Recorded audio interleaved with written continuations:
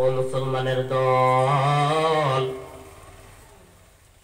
আমি মুসাফির, আপনাদের সকলের জন্য আমি শেষে দিয়ে দোয়া করে যাব। وقال النبي صلى الله عليه وسلم الدعاء مخ العباد أو كما قال عليه الصلاة والسلام। আল্লাহর নবী রাহমাতুল আলামিন বলেন, দোয়া হইল মানুষের মাথা, দোয়া হইল মানুষের ব্রেন। মাথা ছাড়া যেমন পরিচয় নাই, দোয়া ছাড়া আর কোন ইবাদত কবুল হয় না। জোরে জোরে বলি সুবহানাল্লাহ। সুবহানাল্লাহ। وقال النبي صلى الله عليه وسلم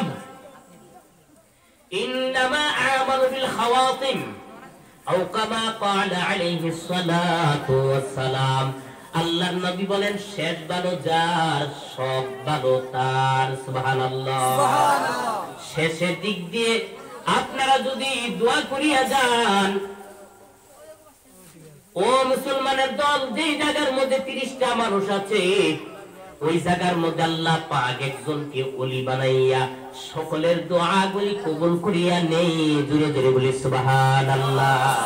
ফেরেশতারা ডাক দিয়া বলেন, মালিক, ওগো মালিক, আমি দেখতে পেয়েছি ওই মজলিসের মধ্যে, মাদ্রাসার মজলিসের মধ্যে তো একটা জিনাখোর আছে, আল্লাহ একটা সুদখোর আছে, একটা বেবিচারী আছে, আল্লাহ একটা গুনাহগার আছে, আল্লাহ একটা কবিরা গুনাহ করনেওয়ালা আছে, একটা বেনামাজি আছে গো মালিক, কিন্তু তার কারণে কি দোয়া কবুল হবে? মুসা আলাইহিস সালাতু ওয়াস সালামের জামানায় বৃষ্টি হচ্ছে না, বৃষ্টি হচ্ছে না। উনি একটা মাঠের মধ্যে গেলেন, সমস্ত মানুষগুলিকে একত্রিত করলেন, একত্রিত করিয়া দোয়া করলেন, কিন্তু কাজ হচ্ছে না। জলিলুল কদর পয়গম্বর, কত বড় পয়গম্বর, যিনাকে রাসূল বলা হয়েছেন, যিনাকে স্পেশাল কিতাব দেওয়া হয়েছে।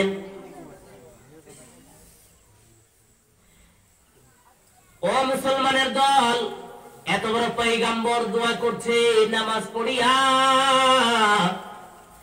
আল্লাহর দরবারে দোয়া কবুল হচ্ছে না।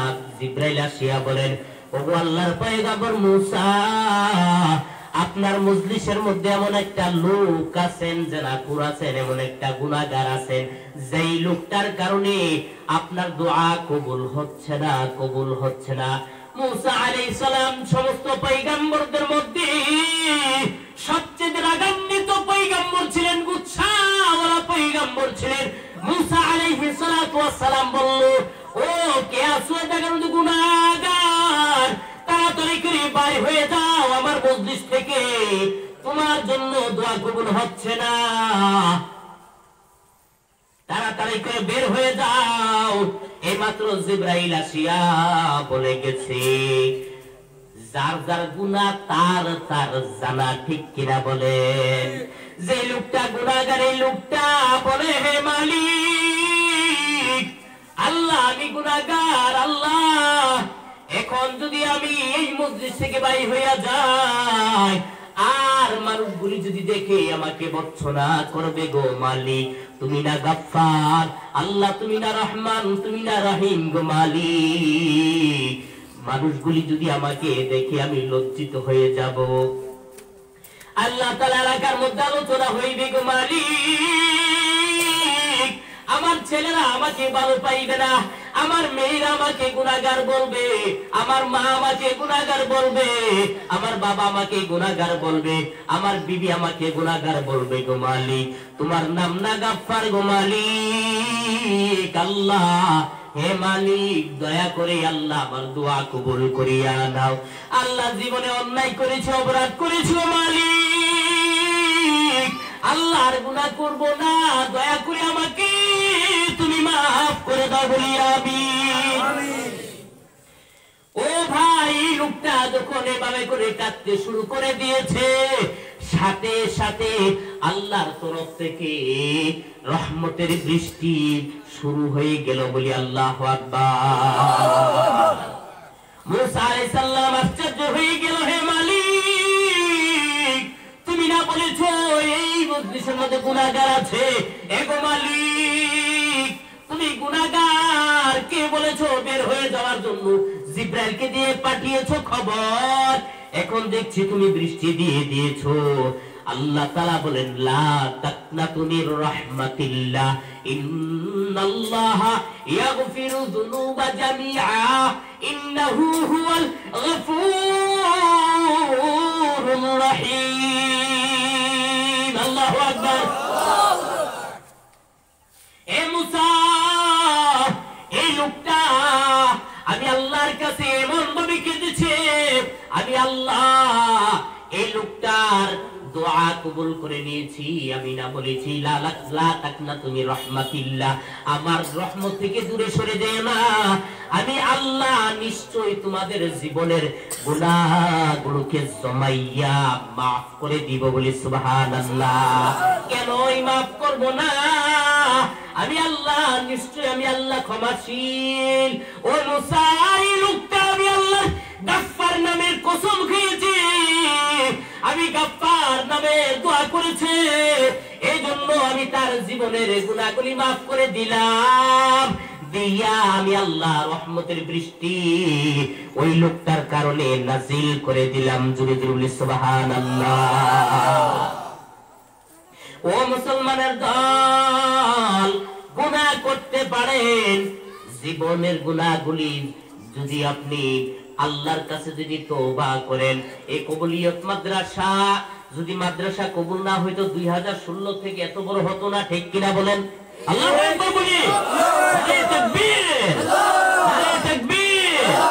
বুকাবিল ইসলাম, বুকাবিল মাদ্রাসা, দারুল উলুম বিপিন ছড়া মাদ্রাসা, নারে তাকবীর। নিশ্চয় এটা কবুলিয়ত মাদ্রাসা। আল্লাহ হয়তো এত অল্প দিনের মধ্যে এত উন্নতি হওয়ার কথা না। আমি যে বাড়িতে রেস্ট করছি ওই বাড়িতে বলেছে, ভাই হুজুর, আমরা এই মাদ্রাসাটাকে বেড়ার বোর্ড দিয়ে প্রথমে শুরু করেছি। আলহামদুলিল্লাহ, আপনাদের মেহনতে আল্লাহ কবুল করেছেন। এখানে যারা মুদাররিসরা আছেন, যারা তলাবারা আছেন, যাদের পরিশ্রম দিয়ে মাদ্রাসা চলছে, যাদের খেদমতে যারা কোরআন পড়াচ্ছেন, হাদিস পড়াচ্ছেন, নাহু সরফগুলি পড়াচ্ছেন, নিশ্চয় তাদের দোয়া তারা মকবুলিয়ত কবুলিয়ত। বলি আল্লাহু আকবার। আল্লাহ হয়তো অত অল্প সময় মাদ্রাসাটা এভাবে কবুল হতো না, এত উন্নতি হতো না। শেষের দিক দিয়ে আমরা দোয়া করে যাব তো ইনশাআল্লাহ। আমি গুনাহগার হতে পারি, কিন্তু আপনাদেরকে নিয়ে দোয়া করব আমি আল্লাহর কাছে। যেখানে 30 জন মানুষ আছে, একজনের দোয়া কবুল করে সকলকে কবুল করে নিবে। সুবহানাল্লাহ। সুবহানাল্লাহ। চাউল দেখেন না বিক্রি হয় যে, চাউলের সাথে অনেক সময় পাথর থাকে, থাকে কিনা? পাথর, অনেকগুলি পাথর জমা করে যদি কেউ যদি বলে আমি 2 টাকা কিলো বিক্রি করব, কেউ কি নিবে? নিবে কেউ? কেউ নিবে না। কিন্তু এই পাথরগুলো চালের সাথে থাকে কিনা? মরা মরা চাউলগুলি আমাদের, আপনাদের এখানে কি বলে কালো কালো যে চাউলগুলি আছে? খাখর, খাখর চাল। আমাদের এখানে বলে মরা চাল, মানে কালো কালো চাউলগুলি থাকে। ঠিক কিনা বলেন? ওই চাউলগুলি সবগুলি আপনি বেছে বেছে বেছে বেছে আলাদা করে আপনি যদি বলেন এটাকে 1 টাকা কিলো বিক্রি করা হবে চালগুলি, কেউ কি কিনবে? কিন্তু মুসলমানের দল ভালো চাউলের সাথে দেখবেন এই মরা চালগুলি, কালো কালো চালগুলি আছে, পাথরগুলো আছে। এই পাথরগুলি ভালো ভালো চালের সাথে থাকার কারণে পাথরগুলি চাউলের দামে বিক্রি হয়ে যায়। ঠিক কিনা বলেন? খাখর চালগুলি, যেগুলি কালো কালো চাল আছে, মরা চাউলগুলি আছে, ওই চালগুলি যেগুলি আলাদা করলে 10 পয়সা দিয়েও কেউ কিনবে না রে মুসলমান। ওই চালগুলি দেখবেন এই ভালো চাউলের সাথে বিক্রি হয়ে যায়। যদি গুনাহগার থেকে থাকে ও মুসলমানের দল, এই জায়গার মধ্যে দোয়া হবে, লোকটা আল্লাহর দরবারে মকবুলিয়ত, যে লোকটা আল্লাহর কাছে ওলি হয়ে আছেন আমরা জানি না, এই লোকটার বরকতে, এই লোকটার হাতের কারণে আল্লাহ পাক সকলের দোয়াগুলি কবুল করে নেবেন বলি সুবহানাল্লাহ। অতএব মুসলমানের দল, আমরা শেষ দিক দিয়ে দোয়া করে যাইব, আল্লাহ পাক সকলকে তৌফিক দান করেন বলি আমিন, বলি আমিন। তাহলে কয় প্রকারের মানুষ সফলতার মধ্যে থাকবেন? যারা নাকি সফলতার মধ্যে আছেন, যারা নাকি সফল, যারা খাসার মধ্যে নয়, এমন মানুষ 4 প্রকার। তাদের মধ্যে 4টা গুণ থাকবে। কয়টা গুণ? 4টা গুণ থাকবে। একটা হইল ইল্লাল্লাযীনা আমানু। 1 নাম্বার গুণ হইল তারা কি করবেন? আল্লাহর উপরে পরিপূর্ণ ঈমান আনবে। জোরে বলি সুবহানাল্লাহ। আল্লাহর উপরে ঈমানের দরকার আছে কি নাই? আছে। আল্লাহ পাক দুনিয়ার মানুষদেরকে লক্ষ্য করিয়া বলে, ইয়া আইয়ুহাল্লাযীনা আমানু আমিনু বিল্লাহ। বলি সুবহানাল্লাহ। আল্লাহ পাক দুনিয়ার মানুষদেরকে লক্ষ্য করিয়া বলেন, ও ঈমানদারেরা, ঈমান আনো আল্লাহর উপরে। বলি সুবহানাল্লাহ। এটা কেমন কথা?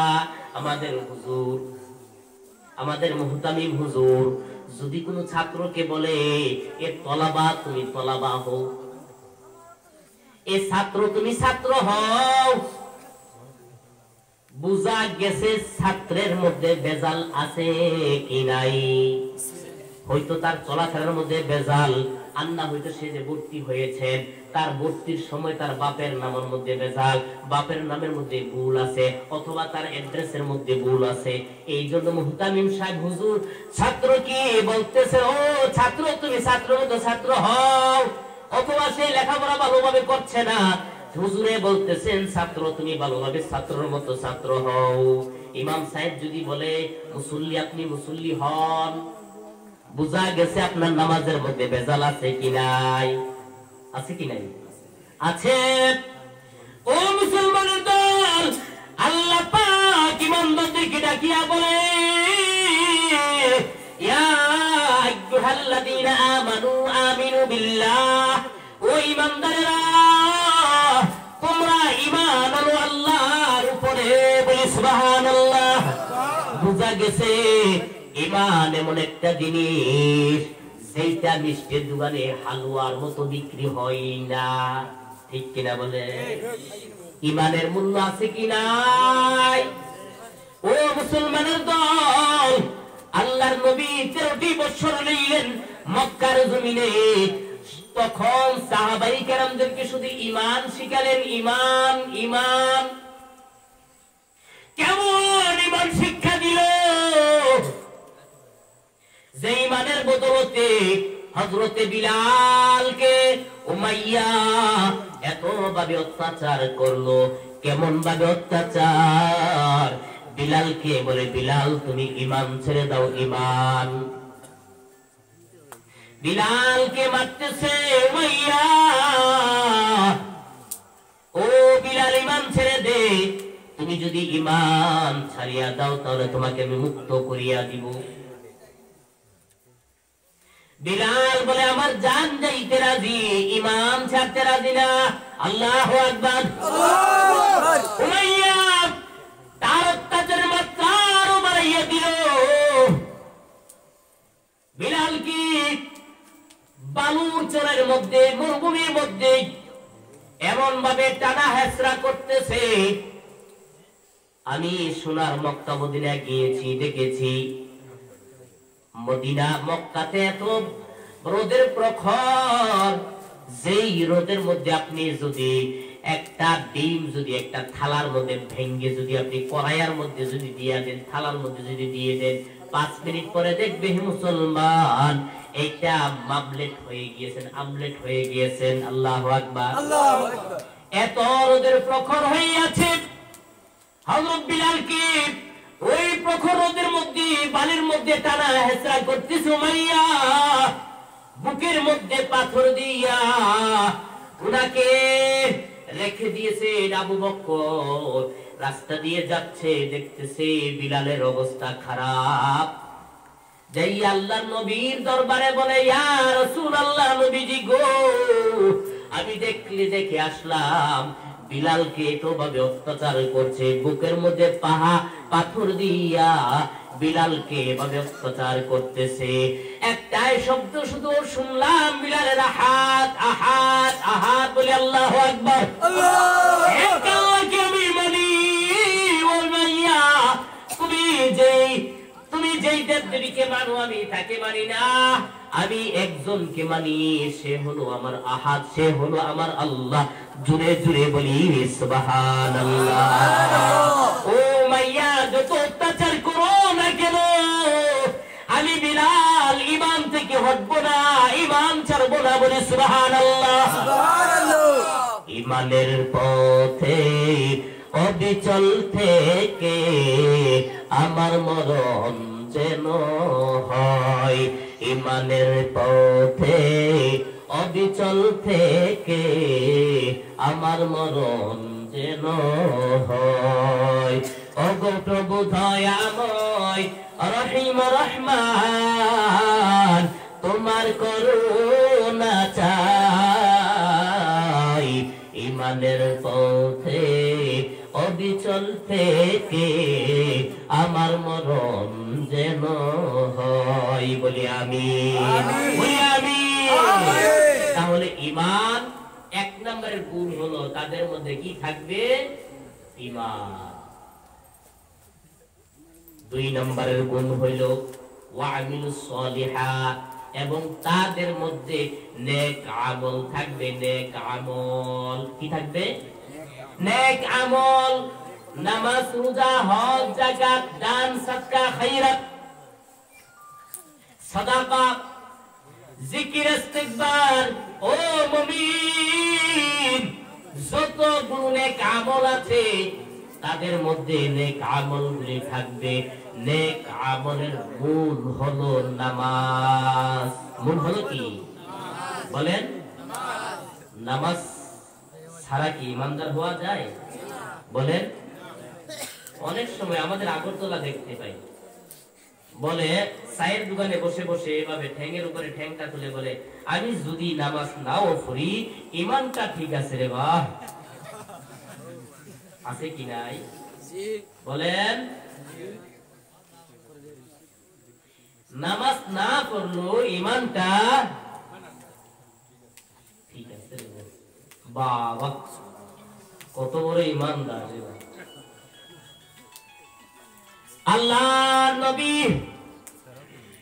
রাহমাতুল লিল আলামিন বলেন, وقال النبي صلى الله عليه وسلم بين العبد والكفر ترك الصلاة।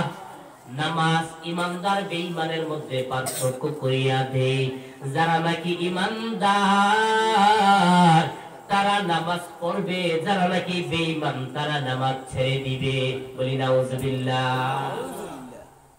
তাহলে হাদিস দ্বারা বোঝা যায় নামাজ না পড়লে ইমানদার বলতে আপনি পারবেন না। ঠিক কিনা বলেন? এক নাম্বার গুণ হইল তাদের ঈমান, দুই নাম্বারের গুণ হইল তাদের নেক আমল থাকবে। নেক আমল, নেক আমলের মধ্যে মূল হইল নামাজ। মূল কি বলেন? মূল কি? কেউ নামাজ পড়ে না, বসে বসে শুধু জিকির মারে, আল্লাহু আল্লাহু আল্লাহু আল্লাহু। বলেন, বলে না? ওই একটু আগে বলেছিলাম যে বাংলাদেশে আছে, বুঝেছেন? আমি একবার আখাউড়া খড়মপুর একটা কাজে গিয়েছিলাম। তো ওখানে গিয়ে দেখলাম খড়মপুর একটা মাজার আছে, কেল্লাসার মাজার। কেল্লাসার মাজার অনেকের নাম হয়তো শুনেছেন। বাংলাদেশের শরীফুদ্দিন কেল্লাসার নাম অনেক গান গাইছে। ঠিক কিনা বলেন? কেল্লাসার মাজার গেলাম। অন্য একটা কাজে গিয়েছি, আমি মাজার দেখার জন্য যাই না। তারপরে মনে করলাম আচ্ছা একটু গিয়ে দেখি পরিবেশটা কেমন। ওয়াজে তো দুই চার কথা বলা যাবে, ঠিক কিনা বলে? গিয়ে দেখি রে বা কি কইতাম, এই জট জট উলা মানুষ এভাবে বসে বসে এভাবে কলকি টানছে। কলকি বুঝেন তো? গাঞ্জা বুঝেন না? দাড়ি মুছে এইভাবে করে আমজা হেটানে গাঞ্জা, বুঝতে পারছেন? জটা শয়তান পর্যন্ত তাকে দেখলে লজ্জা পায়, বয়া বয়া জিকির মারে, আল্লাহ হু আল্লাহ হু আল্লাহ হু আল্লাহ হু। জুহরের আযান হলো, এরপরে সে বেশে আল্লাহ হু। মানুষ উযু করে করে মাজারের পাশে একটা মসজিদ আছে, ও মসজিদে চলে যাচ্ছে, আর এর জিকির বন্ধ নাই, আল্লাহ হু আল্লাহ হু আল্লাহ হু। আমি মনে মনে করলাম যেভাবে আল্লাহ বলছো কতকাল পরে ফ্যান খেলে দেখবে আল্লাহ হু, দেখবা যে পুটকির মধ্যে ঘু।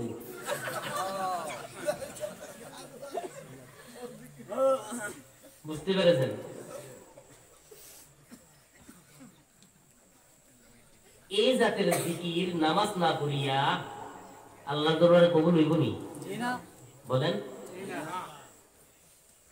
যত ফিতনা আছে আপনারা ইউটিউবে দেখবেন, যত ফিতনা আছে সব ফিতনার মূল উৎস হইল বাংলাদেশ, মেড ইন বাংলাদেশ।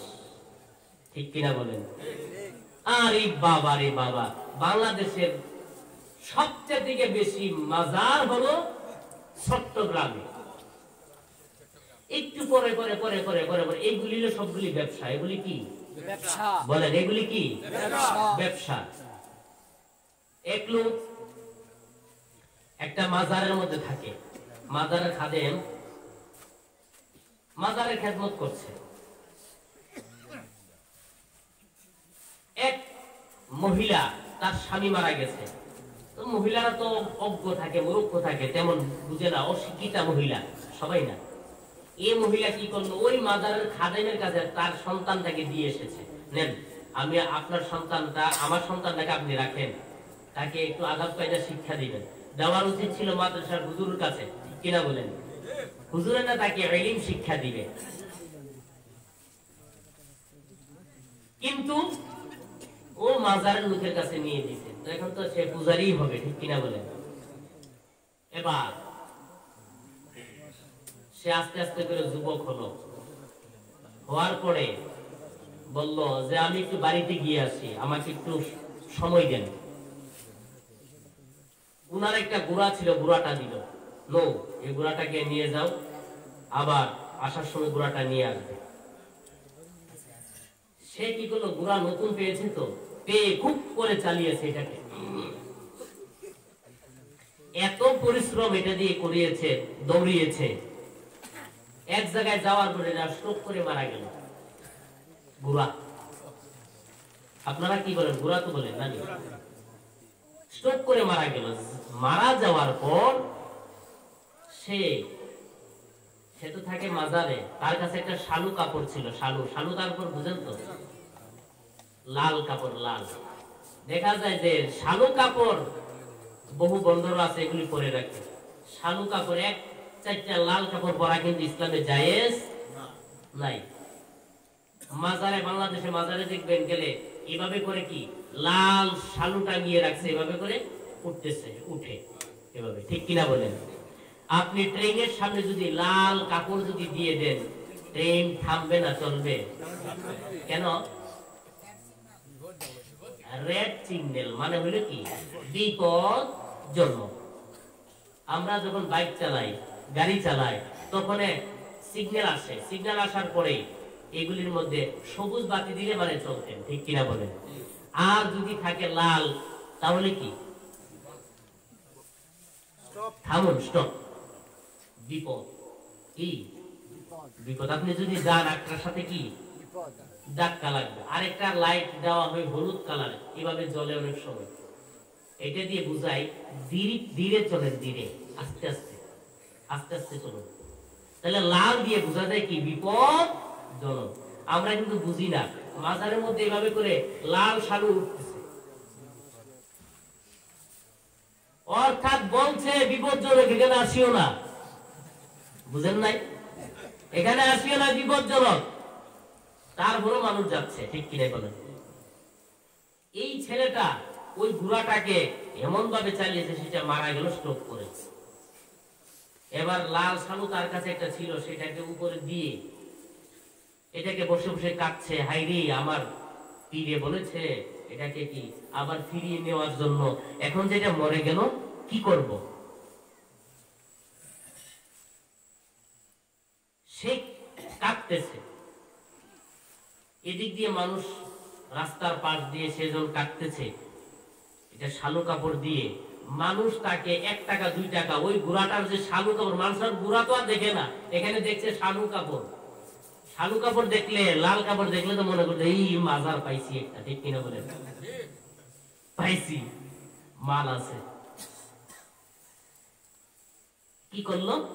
টাকা দিয়ে যাচ্ছে, 1 টাকা 2 টাকা। তার ব্রেইনের মধ্যে একটা দুষ্ট বুদ্ধি আসলো, আরে টাকা দিয়ে যাচ্ছে, এখানে যদি একটা মাজার বানিয়ে নিতে পারি তাহলে ব্যবসাটা ভালোই চলবে। সে কাটতে কাটতে এই ব্রেইনটার মধ্যে যখন আসলো, পানিগুলি মুছে এবার রাতের অপেক্ষা করছে। রাত্র রাস্তার পাশে এটাকে টেনে নিয়ে একটা গর্ত করে এই জায়গার মধ্যে রাতারাতি সে একটা মাজার বানিয়ে ফেলেছে, লাল সালু টালু দিয়ে নাম দিল গুড়াসার মাজার। কিসের মাজার? কিসের মাজার? গুড়াসার মাজার। আসলে তো গুড়া। এবার দূর দূরান্ত থেকে মানুষ আসছে, আরে গুড়াসার মাজার, গাইবি মাজার উঠেছে রে এখানে। কারণ আমরা তো গতকালকে দেখলাম এখানে তো মাজার টাজার নাই, এখন তো মাজার উঠে গেছে, গাইবি মাজার। এবার তার একটু বেশি বেশি মানুষ যেতে লাগলো।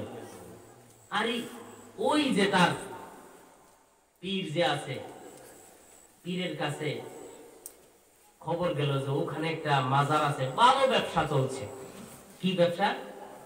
ভালো ব্যবসা চলছে। উনারটা কি হয়ে গেল? নিম্নগতি হয়ে গেল। তার এগুলো এখন মানুষ কম যায়, এখন গুড়াসার মাজারে সবাই। আবার উনি চিন্তা করছে, আরে ব্যাপার কি, আমার মুরিদটাকে বাড়িতে পাঠালাম, সেও তো আসছে না। আচ্ছা যাই, পথিমধ্যে তার ওই মাজারটাকেও দেখে যাব আর তার খোঁজ খবর নিয়ে আসবো। জিম্মাদারি আরেকজনকে দিয়ে এই মাজারুল্লাহ চলছে। গিয়ে দেখি গুড়াসার মাজারের যে মালিক তার মুরিদ। কিরে ব্যাপার কি, তুই এখানে কেন আসলি, কিভাবে আসলি? তোকে বাড়িতে পাঠিয়েছি, আমার গুড়া কোথায়? হুজুর আস্তে আস্তে কথা বলে, কানে কানে বলে, এটা আপনি যেটা দিয়েছিলেন গুড়াটা আমি এমন ভাবে চালিয়েছি, এটা এখানে মরে গেছে। আপনার ভয়ে আমি শালু কাপড় দিয়ে আমি এটার উপরে কাটতেছি, মানুষ এটার উপরে টাকা দিয়ে দিয়ে যাচ্ছে। আমার হঠাৎ করে দুষ্ট বুদ্ধিটা আসলো, শয়তানটা উকি মেরেছে। আমি রাতারাত্রি একটা মাজার বানিয়ে ফেলেছি, নাম দিয়েছি গুড়াসার মাজার। এখন তার যে ওই যে আরেক মাজারের খাদিম আছে, তার যে পীর, সে বলছে, আরে তুই জানোস কি কি যে আমার যে মাজারটা আছে এটা কিসের মাজার? কিসের? এটার মার মাজার। বুঝেন নাই? এই গুড়াটার মা ওখানে মরেছিল। বুঝতে পেরেছে? গুড়াটার মা ওখানে মরেছিল, ওই লোকটা ওখানে কি করেছেন, ওইটার মাজার বানিয়ে ফেলেছে। বেশিরভাগ মাজার আমরা আল্লাহর ওয়ালিদের বিরোধিতা করি না, বিরোধিতা করি না, কিন্তু এইগুলি নিয়ে যারা নষ্টামি করবে, গন্ডামি করবে, তাদের বিরুদ্ধে কথা বললে নাই হয়, ঠিক কিনা বলেন? আপনি যাচ্ছেন, কবর জিয়ারত করেন, কবর জিয়ারত করা সুন্নাত। আসসালামু আলাইকুম ইয়া আহলাল কুবুর, সালাম দেন। আল্লাহর নবী বলেছেন যে দুইটা মানুষ বড় অসহায়, একটা যে নাকি সাগরের মধ্যে নিক্ষিপ্ত হলো, তার কাছে কোনো নৌকা নেই, তার কাছে কোনো বাহন নেই, সে পারে যেতে পারবে, ওই লোকটার মতন অসহায় আর কেউ নেই। আরেকটা হলো যিনি কবরের মধ্যে আছে, তার মতো অসহায় কেউ নেই, তার জন্য দোয়া করো। ঠিক কিনা বলেন? আল্লাহ আমাদেরকে এই সমস্ত কাজগুলো থেকে হেফাজত করুন বলি আমিন। তাহলে নেক আমলের মেইন হলো কি? নামাজ। মেইন হলো কি? নামাজ। আল্লাহ পাক বলেন, ইন্নাস সালাতা তানহা আনিল ফাহশাই ওয়াল মুনকার। আল্লাহ পাক বলেন, নিশ্চয়ই নামাজ মানুষদেরকে খারাপ কাজ থেকে বিরত রাখে। আপনি নামাজ পড়িয়া হে মুমিন বাড়িতে যাচ্ছেন, হঠাৎ করে দেখলেন 50,000 টাকার একটা বান্ডিল পড়ে আছে রাস্তার মধ্যে। টাকাটা হয়তো অন্য মানুষে পেলে নিয়ে যাবে, আপনার মনের মধ্যে এই জিনিসটা আসবে না কখনই। আপনি যদি হাকিকতের নামাজি হন, কখনই আপনার ভিতরে আসবে না যে টাকাটা আমার পকেটে ঢুকিয়ে নেই, বরং টাকাটাকে হেফাজত করার দায়িত্ব আপনার কাঁধের মধ্যে চলে আসবে। যে আমি মাত্র নামাজ পড়ে আসলাম, কিভাবে আমি টাকাটাকে আত্মসাৎ করি, এই টাকাটা তো আমার নয়, আমার আল্লাহর দরবার আমাকে হিসাব দিতে হবে। ঠিক কিনা বলে? নামাজ পড়িয়া হে মুমিন, আপনি এশারের নামাজ পড়িয়া দোকানে গিয়েছেন, আপনি একটা মিথ্যা কথা বললে 100 টাকা বেশি আপনার লাভ হয়ে যাবে, কিন্তু আপনি মিথ্যা বলতেছেন না। এই মাত্র আমি এশারের নামাজ পড়ে আসলাম, কিভাবে আমি কাস্টমারের সাথে মিথ্যা কথা বলবো? নামাজ পড়ে আসলাম, অতএব আমার নামাজ আমাকে এই খারাপ কাজ থেকে বিরত রাখবে। ও আল্লাহর গোলাম নবীর উম্মতের দল, এই জন্য